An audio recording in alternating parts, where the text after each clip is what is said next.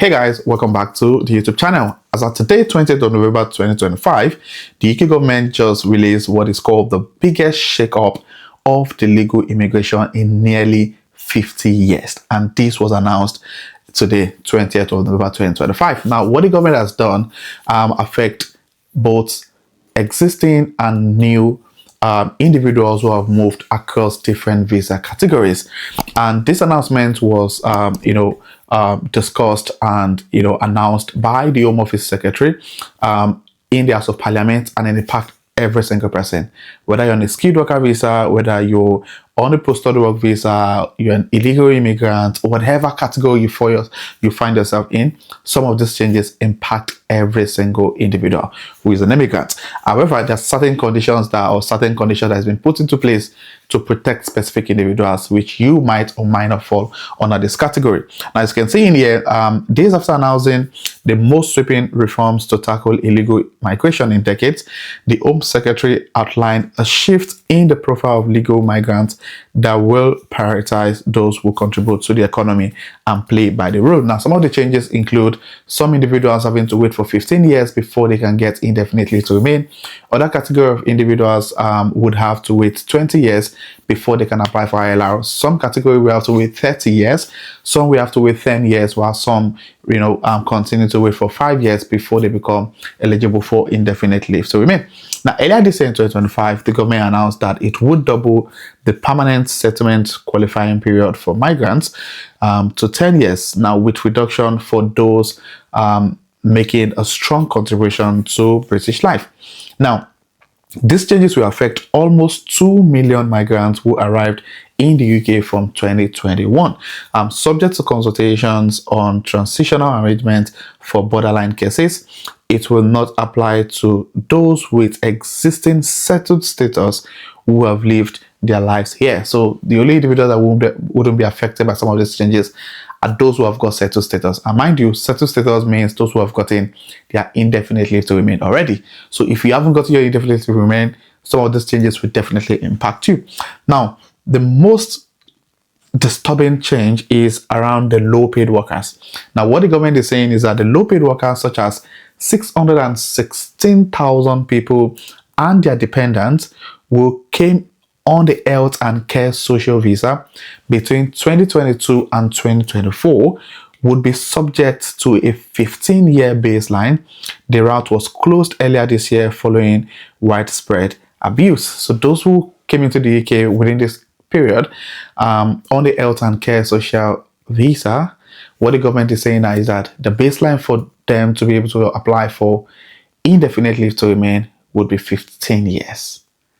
I mean, how do you explain to people that packed up their lives back in their home countries to move to the UK to help the economy, to serve as healthcare workers, that they've got to wait for 15 years before they can apply for ILR? It means that they have to constantly or continuously renew their visa every 3 years if they get a 3 years visa from the employer, or every 5 years if they're being issued a 5-year COS, which is really mind-blowing. Anyway, let's go further. So it says that for the first time, it can also be revealed there will be a penalty for immigrants exploiting the system.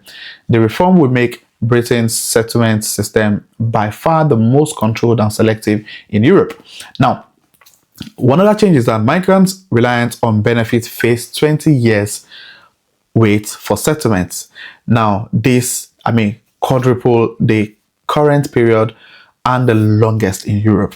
Now, landmark proposal could see migrants only become eligible for benefits and social housing if they first become British citizens, rather than upon being granted settlements, as it is currently the case. So ideally, if you get your ILR, you get access to public funds. So the whole idea now is that you don't get access to public fund anymore when you get ILR until you become a British citizen.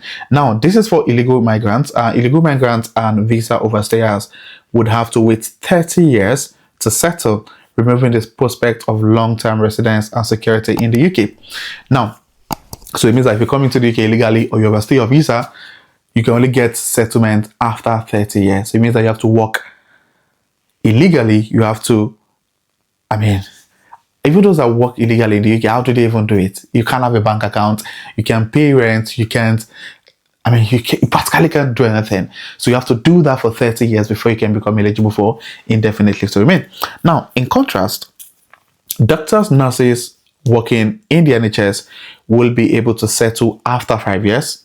To support economic growth, the brightest and the best international talent could have settled fast-tracked, with high earners and entrepreneurs able to stay after just 3 years.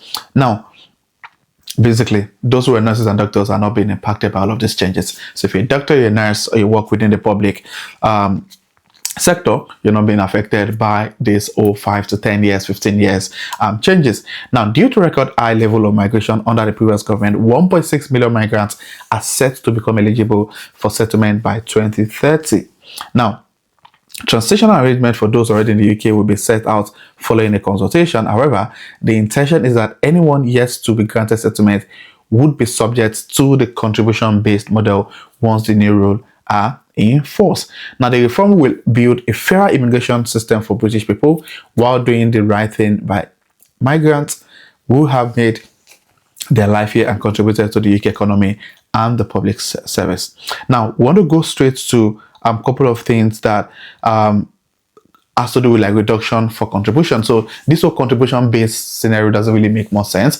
However, they've been able to explain a bit better on the reduction for contribution. So those who would not have to wait 10 years, 15 years, 20 years or 30 years for them to get indefinite leave to remain fall under this category. Now, the first individuals are immediate family members of UK citizens. Hong Kong will retain their existing 5 years pathway to settlement. So if you got married to a British citizen, or you got married to or your family member of the Hong Kong, you're exempted, so you can get your ILR after 5 years. Now, the next people are those who 5 years pathway for skilled frontline public service workers. Now, this is a bit unclear. Now, when they say frontline public service workers, I mean, this covers nurses, doctors, those who work within the ambulance services, teachers, among many other professions. However, this needs to be clarified better. Those who actually fall under the skilled frontline public service workers. Now, also those who come into the UK on the Global Talent Visa or Innovator Founder Visa, you're exempted from all of these changes. You can still apply for your indefinite leave to remain after spending 3 years on the Global Talent Visa or Innovator Founder Visa. Also, migrants making national insurance contribution will receive settlement after 10 years. But higher and additional rate taxpayers will benefit from reduction period in recognition of their contribution. Now, I actually listened to the Home Office Secretary when she was talking about those who, if you make national contribution, you get to spend 10 years. So this kind of invalidates what was mentioned earlier for those who are on the health and care visa. So it means if you're on the health and care visa and you pay national insurance, you might not necessarily need to wait for 15 years. You can actually fall under the category of those who make contribution to the national insurance. However, the higher and additional rate taxpayers. Now, when you go on, if you try to understand more about the UK tax rate, the higher taxpayers are those that pay 40%, and those are people who earn about £50,270. So if you go for that, it says that, for example, people who earn over 50,270 or work in public sector, healthcare and education job will still qualify after 5 years. So if you're a skilled worker and you earn above 50,270, you're on the 40% tax bracket. It means that you can still apply for indefinite leave to remain without having to wait for more than 5 years.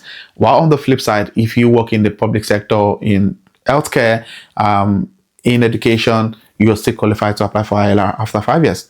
Now, migrants could also receive a discount of integration. This includes speaking English to a higher level standard and volunteering. So based on what the Home Office Secretary said, she says if you understand English to a degree level, you can actually get to ILR within 9 years. So you have to wait 9 years before you can get your indefinite leave to remain. So yeah, the second set of changes that has been announced by the Home Office Secretary, and I mean, as you can see, this is actually been posted already on gov.uk. This is the biggest changes to legal immigration model in the last 50 years.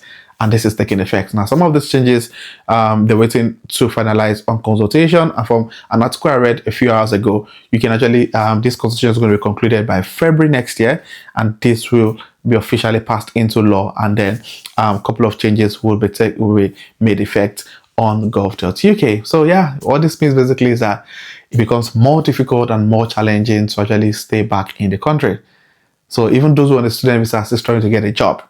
Now, even if you get a job, it doesn't even guarantee, or even if you get a skilled worker visa job, it doesn't guarantee that you get your ILR soon. You probably have to wait 10, 15 years, depending on what the job is and what sector you work in. Yeah, you're working with. So yeah, there's a couple of changes that has been announced, and further clarification will come in the next couple of weeks. And of course, I will ensure that those clarification is also being shared on this channel. I hope you find this video informative. If you do, click on the like button. If you have any questions or any comments, state in the comment section. And if you're coming across my channel for the first time, do well to hit on the subscribe button. I share everything UK immigration, transition into tech, and personal finance on this channel. Do well to hit on the subscribe button. And my returning subscribers, thank you guys for being here. I really do appreciate you. So this will be the end of the video, and I'll sure see you guys in my next video. Thank you.